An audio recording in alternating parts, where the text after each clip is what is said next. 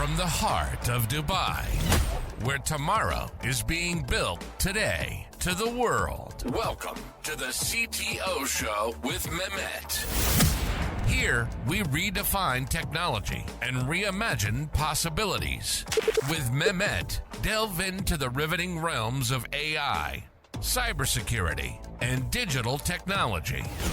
Experience the thrilling highs and lows of startups. Immerse yourself in the spirit of entrepreneurship and witness the future of business innovation being written in real time. Now, without further ado, let's tune in and explore the future. Hello and welcome back to a new episode of the CTO Show with Mehmet. Today, I'm very pleased joining me, Andrew Duncan. Andrew, the way I love to do it is I keep it to my guests to introduce themselves. So, a little bit about maybe yourself, your experience, and what you're currently up to, and then we can start to take the conversation from there. So, the floor is yours. Yeah, absolutely. Well, thanks for having me, Mehmet. I appreciate it. I'm Andrew Duncan. I'm the founder and CEO of Vertice Labs, and we specialize in boutique, software engineering for startups and small to medium-sized businesses. And, I think what we bring to the market that's unique is, in my experience, I've worked in industry and consulting for almost 2 decades. There's a lot of bloat and misalignment in the software process, building products or internal processes. And so we just cut through all that. We align strategic management and boots on the ground teams to deliver effectively and efficiently. That's great. And again, thank you, Andrew, for being with me here today. It's a topic that, although, as much as, I keep discussing it, I always keep, discovering some new insights. And this is why I was happy, when we get connected and, we decide to do this episode together, because I believe, we're not discussing this much enough, in my opinion, because the idea here, Andrew, and, maybe this would be my first question. Um, so, especially when we talk about maybe startups, right, and founders who might not also have a kind of the technical capabilities of developing their own software. So, why it's good to come to someone like you and your company to get things done the proper way rather than just keep trying and paying a lot of money. So let's enlighten this area a little bit together. Yeah, and that's a great question. So I mean, in short, like if you're a non-technical founder, and you have a venture idea, and you want to get to market quickly, hiring an expert like Vertice Labs is a surefire way to get it done right, and then get it done well, quickly, right? So, we offer guarantees and support as a standard part of our offering when we engage with clients. But I also often tell founders, if you're building a tech company, you do want to hire a CTO at some point, right?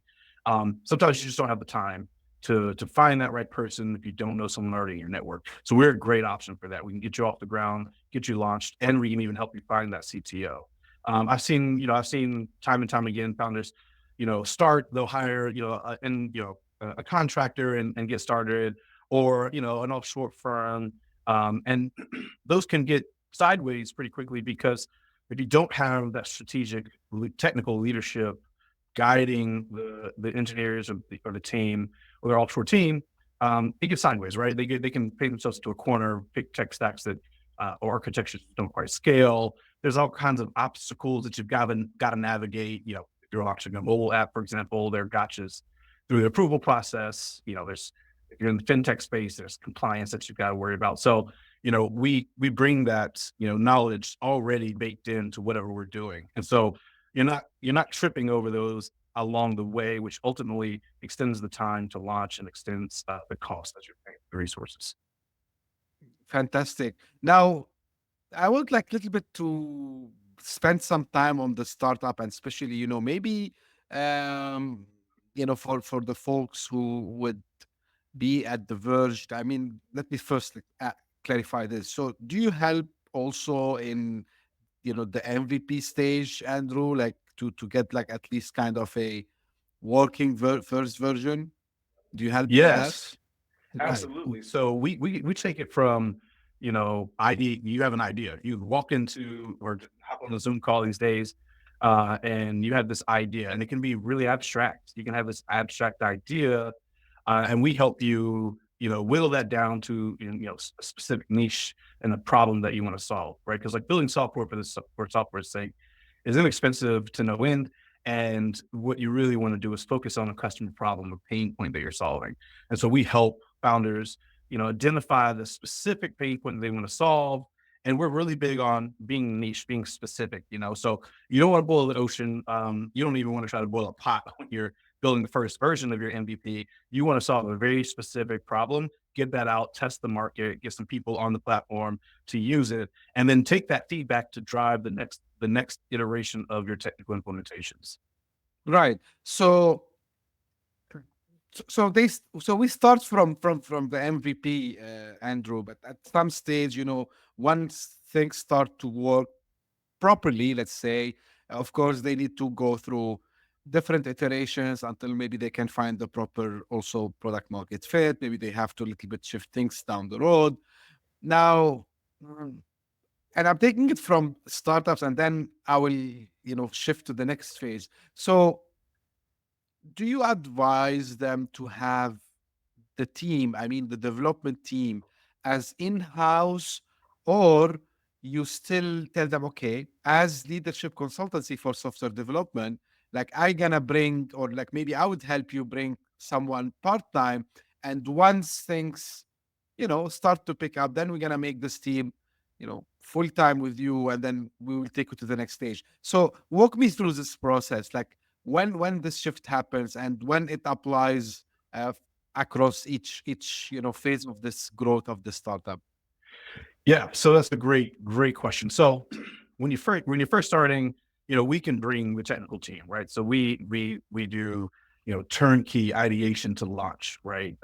Software development, product development, and so we can bring that. If you have a team in house already, right? If you're further along that curve, we can help you align the processes, the strategic vision with the boots on the ground, and make the process efficient. So there's a bunch of you know technical aspects of the software development lifecycle that you can build in efficiencies into. So we help teams and companies navigate that. So I have a couple clients now that we have built a team, right? And they're using Vertice Labs technical talent team to deliver their MVPs, MLPs, which I like to use instead of the MVP, which stands for minimal lovable product, right? You want to build something that you actually can get valuable feedback from. Um, and the ultimate goal is to ramp up a technical team internally because they're a technical product. They're a software as a service platform. And so as time goes on, they're going to launch the MVP, and that's launch is scheduled for March in this particular example. Then we are going to stay on for some time to and mitigate any bugs that might creep up, any feature enhancements because they will get early feedback from users, and then we will phase in their own team that they're going to hire, and I'm going to help them out with that, right? So such that they can have their team that is immersed in their business, they talk to day in and day out. They're engaged with the clients and understanding that client feedback, and ultimately we'll get down from that project. And then I have another client who we're doing the build for them just the same. And the first person we're going to help them find is their CTO/co-founder after we launch their MVP, or actually kind of along the lines of while we're building it. And that's an example of where the founder wanted to move really fast. The founder has some technical capabilities, and so they want to move really fast. They have a seasonal product that they want to launch by a specific time to capture the season. So Yeah, fantastic. Now, on that, you mentioned something very important, which is related to aligning also the technical team with the biggest picture, right? So everyone needs to be on the same page. So what's the best approach to do this, Andrew? Like, and this is why I love, this is why they called CTO show, right? So the CTO yeah. is the guy whose main responsibility to align tech and business. So what's the best approach that you have seen working for making this alignment perfect? Yeah, it's a great question. So I was a CTO for many years in the industry. And so what I have found is this sort of a unique skill set of, sitting in the boardroom and with founders and discussing where the company needs to go, right, long term, and how to get there, and then sitting in the individual teams, software engineering teams, and talking about what we're doing tomorrow, right? There's a bridge a gap that you have to bridge to do that. And so what I have found is, and I talk about this all the time with my clients, is you, CEO, COO, CFO, you guys have to continue to stay focused on the long term and what we want to do 12, 24, 36 months from now. And then have those conversations and have them in depth and detail. And then my job, or the CTO's job, whoever's sitting in that role, their job is to participate in those conversations, talk about what is capable, what we're going to need to make what's capable happen. And then they have to turn around and go sit with the technical teams, with directors and team leads, and talk about what we're doing right now, right, at a detailed level enough that people can write code for it, right? But also communicate that in not too distant, right, not for too distant future, we're going to be doing this. And so they provide the context of what's happening right now within the larger vision. And an important aspect of that is focusing on what the business's goals are. So like long-term goals and short-term goals. What we're working on right now, we have a very specific intention and desired outcome that we want to achieve. And so aligning that specific outcome with what the actions are that we're taking today with the context of what is in the future is the skill set. Right. Now, this is very insightful, Andrew, and I think eh, it's not an easy task. It's like a big responsibility also as well. And now, not only as startups, even like in small medium businesses, and even in the big enterprises as well.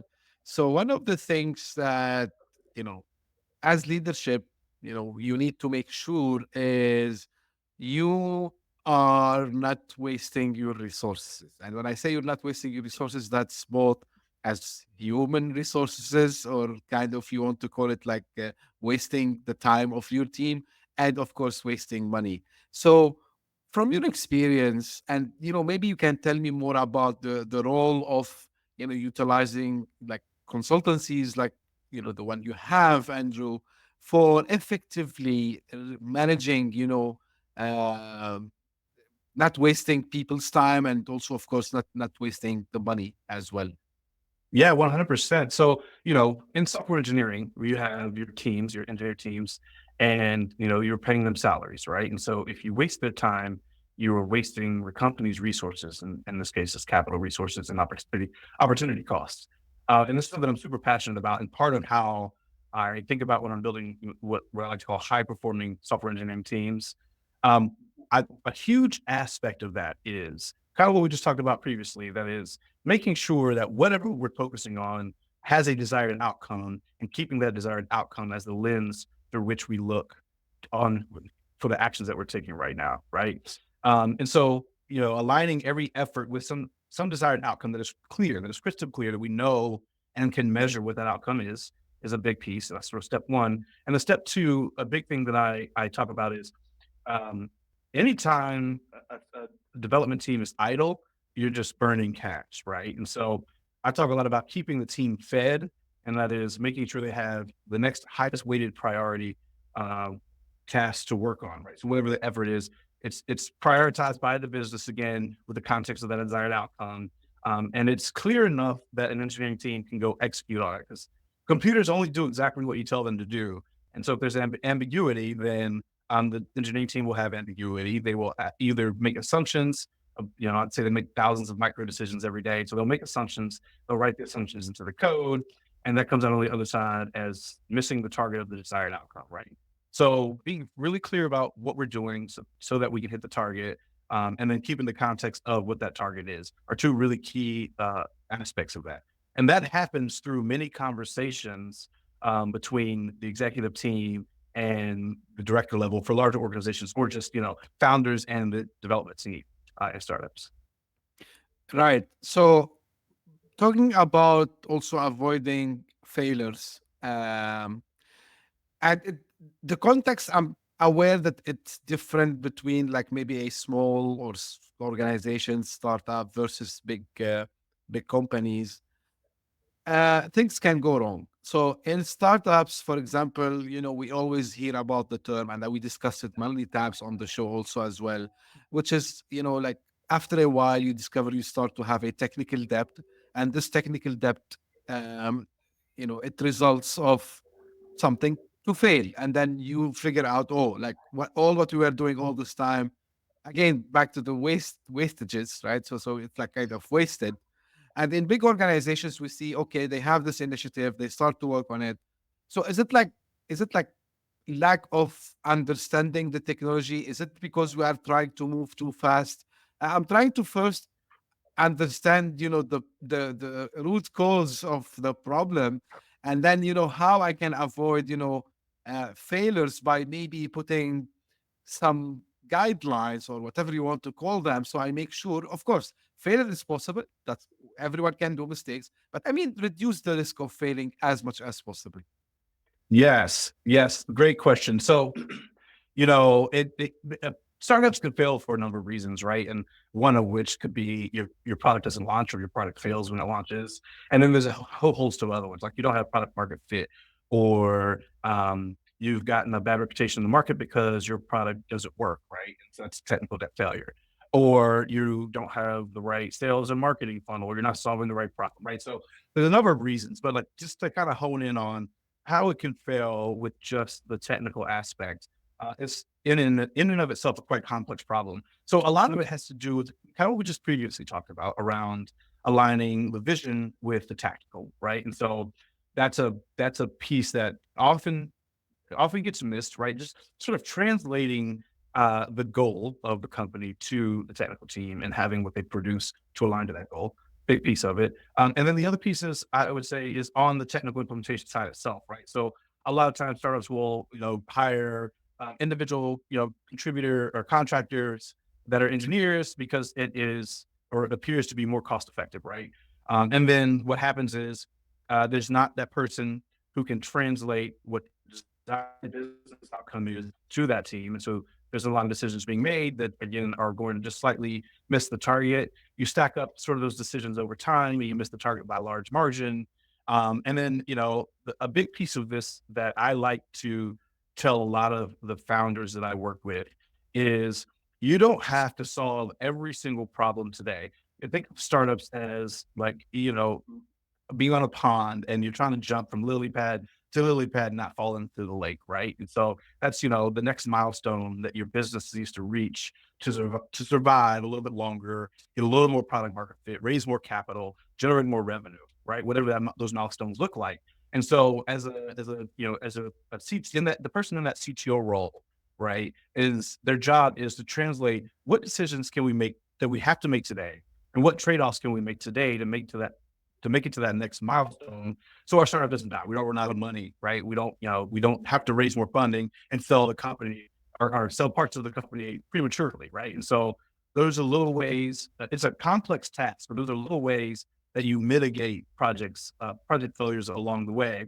And then I'll add to that a big piece of this, just like purely tactical, is whether you're working with a consultancy like Vertice Labs, or you have an internal team that you trust dearly, right? No matter what, you use your product, test your product, right? So part of our standard process is we, kick off a project with the client. We go through the, alignment exercise where we want to figure out exactly what your goals are. It's a new product. The goals are pretty simple. It's like get it built, get some people on it, get some feedback, test the product market fit, and then grow it a little bit from there and test again, right? And so, lost train of thought. Um, I was saying, oh yeah. So standard part of our process is, so we start with that, right?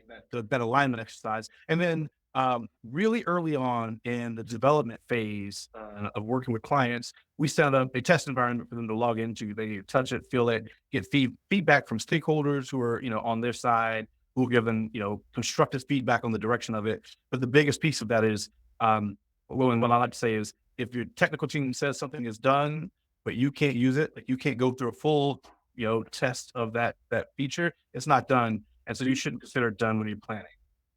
Right. Um, very, very insightful, Andrew. Really. Um, on the point of, because you mentioned a couple of points which like stuck in my head, as I can say. Um, there is also like this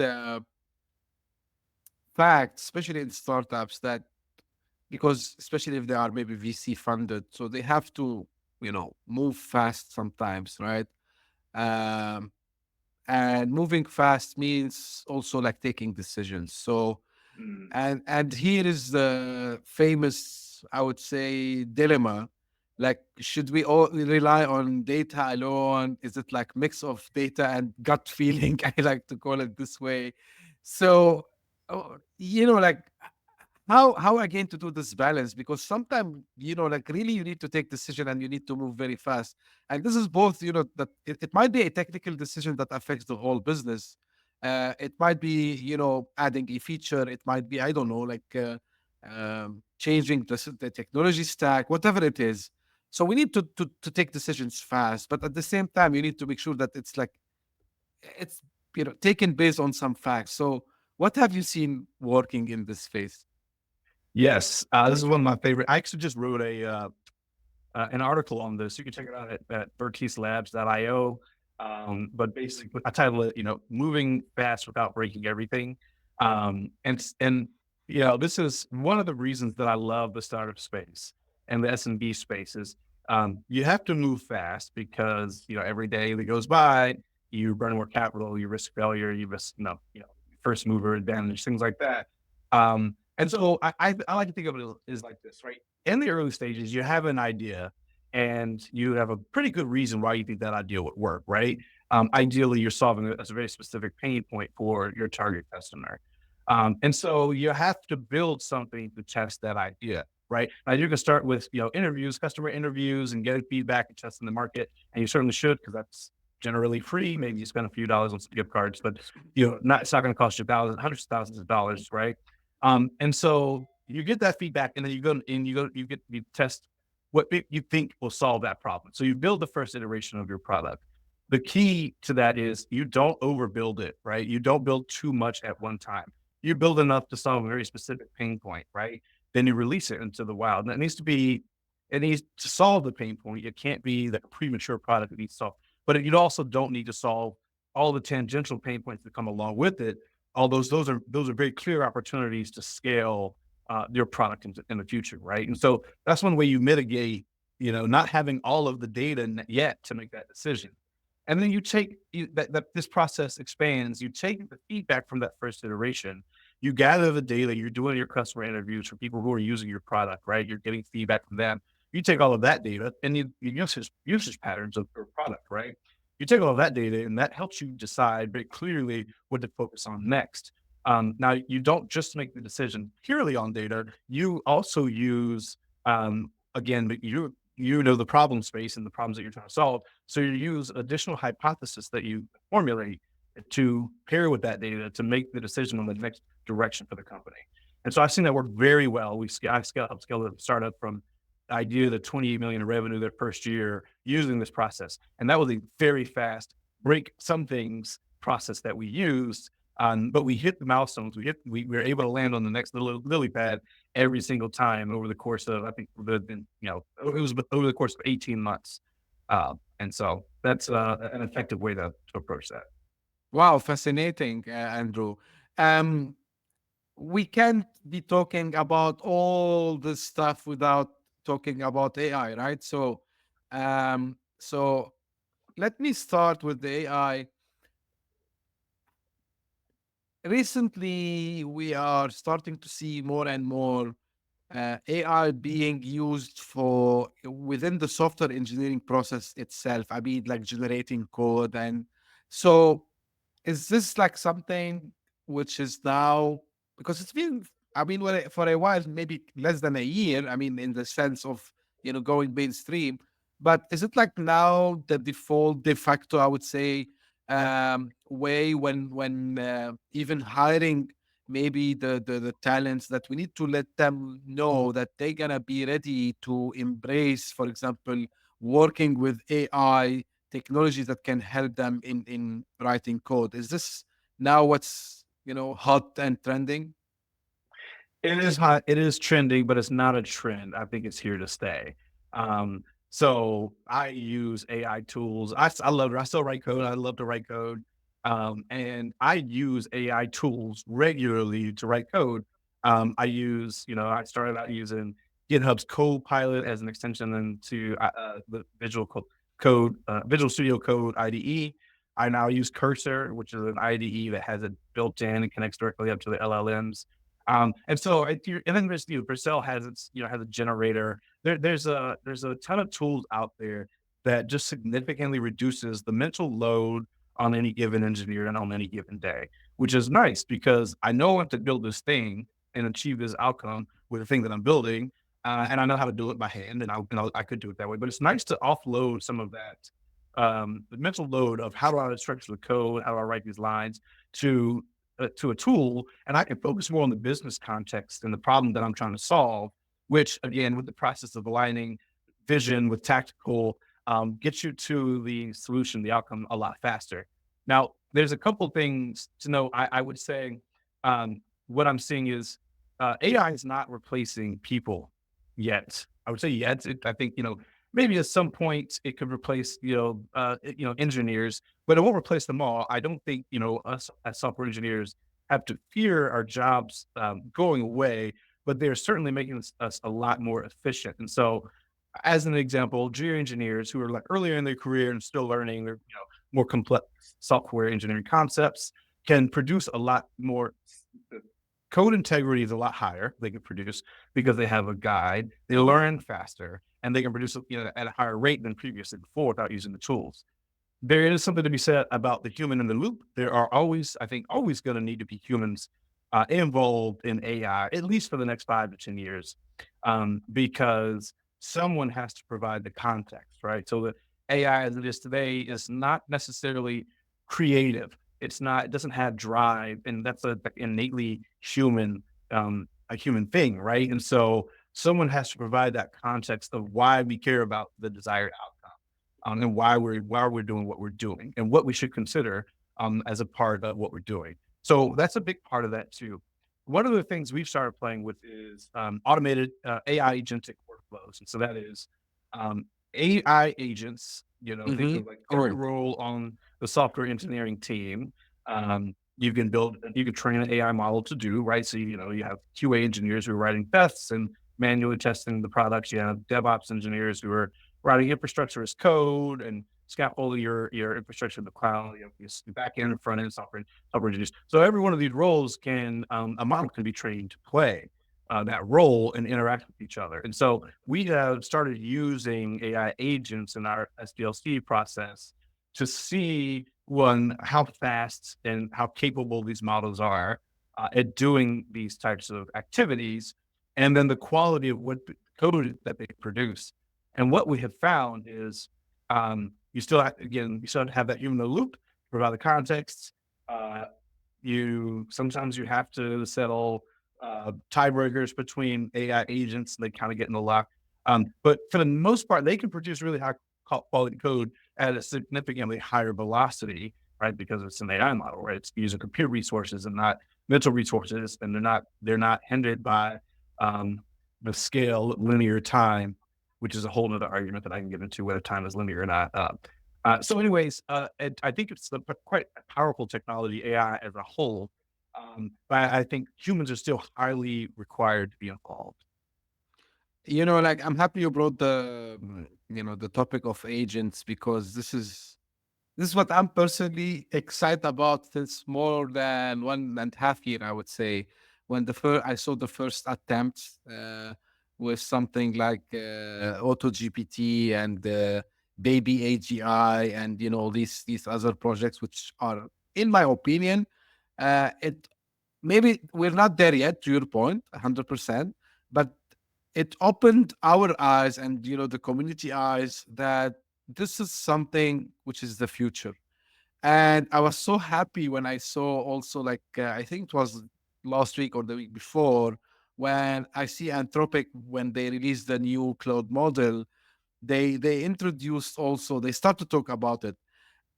My expectation is OpenAI has something that is hiding from us and waiting the right moment to announce it. It's just a feeling that I have because they couldn't have figured this out. I don't believe that. But yeah, it's a game changer. And I think, but again, like to add to your point, and I like this because on the creativity part, this is where, someone like you, Andrew, will always be needed. A person who has this experience and you can not only I mean write code or advise them like who the talent that you need to do, like you become kind of the orchestrator for all these innovations. And now, instead of thinking, for me at least, instead of you as the expert, Andrew, oh, should we use this? Should you use that? Like the code is not optimized here. So you just focus on, the innovation and the creative part, which I'm excited about it, honestly. And I think, this is what would allow, which is good news for you, by the way. It allows for more people to get more startups. Like I believe we're gonna have like more startups down the road, which is amazing. Now, Yeah. you want It's to say really something? exciting. Yeah, I do. It's really exciting because it reduces the cost of, the barrier to entry to launching an idea, right? If you have like a sound idea that you think solves a real problem, it reduces the barrier to entry, primarily from a capital factor to launching a product into the market with, the engineers becoming more efficient, being able to supplement the process from an automated fashion, and then freeing people up to focus primarily on the problem space itself, right? Like significantly reduces the barrier to entry, which is good for me because I love, like, one of my big peeves is I don't, I can build anything. I can build a rocket ship, but I can build any piece of software. I don't like building software that people don't use, right? Because I've built it for so long and I've worked at, large companies and small companies. I like solving problems, right? And so that's the thing that I'm passionate about, which is part of why I started Vertice Labs was, I want to solve real problems that make an impact on people's lives. And so you get to focus on that, which is really exciting. So yeah, and like I think, Anthropic released a new version of Claude that now has the capability to interact with a computer the same way a human would, and it can drive around, browse the web. It can solve. You can give it a problem that is a multi-step, multi-task problem, and it can go to websites and figure out what it needs to do on the website to gain information and submit forms, and like it's starting to use computers like humans do, and that's really interesting. It's really cool. So I didn't try it yet. I saw just the video and it's mind blowing, right? So Yeah. endless opportunities, I would say. Now, from again AI perspective, but this time not within the coding process, or I mean software engineering perspective. And maybe this applies not to start. It might apply to startup as well. So when and when not to use AI, Andrew? Mhm. I mean, because we don't want to just complicate our lives and just say, hey, I'm going to use AI for the sake, like I say, I have an AI enabled, uh, whatever startup, or like we leverage AI to do one, two, three. So, Yes. what really matters here? I would ask you. Yes. So that's a really good question. Something I have been diving into deeply lately, actually. Um, so AI is, think of it like this. It's an ingredient, right? So like, if your product is a restaurant and you serve, food, you serve dishes to your patrons, AI is an ingredient in one of those dishes. So it's like, salt or parsley or garlic, right? So it's not a product and it's not a solution, right? You use it as a part of your process to enable your engineering teams to move efficiently, to increase the customer experience and customer value of your product, to better deliver on your services, right? And so you still have to solve a problem. Your business still has to solve a problem that people will find value in. And then AI is a tool and the solution of your problem. It is incredibly powerful and it can do a lot, but you can't start with AI as being the solution, right? Because it needs to solve that problem. So the way that I'm actually about to launch a AI workshop to help businesses figure out the best way to start with AI in their business. And one of the key aspects of that is take a problem that you're already solving today, right? You're solving it maybe with humans, maybe with some, some code that does some automation, and take that problem and then ask, how can AI solve this better, faster, more efficiently? And then ultimately what the impact is to the customer, right? And if you look at it through that lens, then you have a real use case for it, right? And then you start seeing the gains, right? The benefit to the company, and that is, increased revenue, decreased operational costs, and more satisfied customers, right? So you can draw a direct line between those things when you start with the problem itself and apply AI to it. So I've seen it used in a number of ways. So products, will use AI for, data transformation, right? Like if you have manual processes where people would, manually entering data or crunching data, and they get it 80% right. You can apply AI to that, and it will significantly speed it up. You don't have to hire as many people as you scale to do that transformation. And there's process automation, so that you transfer the data, then you automate the in process that you apply AI at different steps, right? And then we just talked about the agentic world, where that's coming up now. I think we're not too far away from that, where you can deploy agents to do that on your behalf automatically. So, and then embedded in products, people are using it for increasing customer satisfaction. So, like, the way that we've used it is there's the common, which this came up and was exciting a year ago, but RAG applications, where you build an AI workflow, you ingest some data, you synthesize that data, you can explore that data through chatbots, which was sort of like the entry into the world of what AI is capable of. But there's a bunch of other things that you can use that data for. So, for example, you can use it to, especially with the public LLMs, to learn more and add data into your product that they already know about, because they've been trained on such massive volumes of data, right? So you can add that in your product, where you otherwise would have to go connect with APIs and build partnerships with other companies that you don't necessarily need to do anymore, because the AI knows it. You can just ask it, and it's just part of your $20 or pay per usage plan, right? And so you can use it for understanding images. And so one of my clients is using AI where the product allows you to take photos of things. It will tell you what that photo is. It will give you information about that photo, information that you're particularly interested in, and then give you actionable insights, so things that you need to do or can do to accomplish the goal that you want to do in their product. Right. Andrew, like, I think, the discussion can go and go and go and go, but, we have to get it to here now. I really enjoyed it. Like, really, it's something what I was looking for from long time. I see the energy, and that's why I want to ask you, Andrew, how people can get in touch with you. Where can they find more about you and about your company? Oh, yes, great. It's Vertice Labs.io. It's spelled V as in Victor, ERTICE labs.io. Or you can email me at Duncan@verticelabs.io. Great. So for the audience, you don't have to follow letter by letter. I made your life easy. So if you're listening on your favorite podcasting app, you will find the links in the show notes. Or if you're watching on this on YouTube, you'll find it in the description.